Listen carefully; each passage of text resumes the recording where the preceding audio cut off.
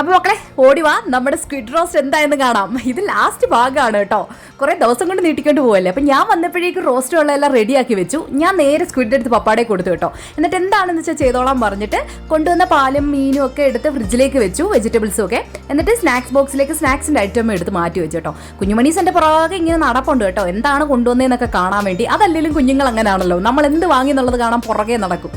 ആ സമയം കൊണ്ട് പപ്പ അതേ എല്ലാം ക്ലീൻ ആക്കിയാണ് കേട്ടോ, ഉപ്പൊക്കെ ഇട്ട് നല്ലപോലെ കഴുകി എടുത്തിട്ട് അതൊന്ന് ഉപ്പി പറ്റിച്ചെടുക്കാമെന്ന് വെച്ചു. അപ്പം നല്ലപോലെ വെന്ത് കിട്ടും, പിന്നെ നമുക്ക് ആ റോസ്റ്റിലോട്ട് ഇട്ടാൽ മതിയല്ലോ.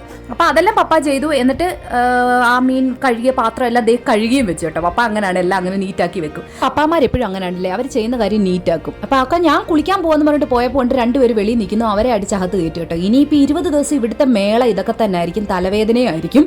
അപ്പോൾ ഞാൻ കുളിച്ചിട്ട് വന്നു കേട്ടോ. അപ്പോഴേക്കും അപ്പച്ചനും മക്കളും TV കാണുന്ന, ഒരാൾ പിണങ്ങിയിരിക്കുന്നു. അത് പിന്നെ എന്നും അങ്ങനെയാണ്. നേരെ അടുക്കളയിൽ ചെന്നപ്പോഴത്തേക്കും സ്ക്വിഡ് റോസ്റ്റ് റെഡി. അപ്പോൾ നമുക്ക് ഇനി മീനെ കാണാം. ബൈ.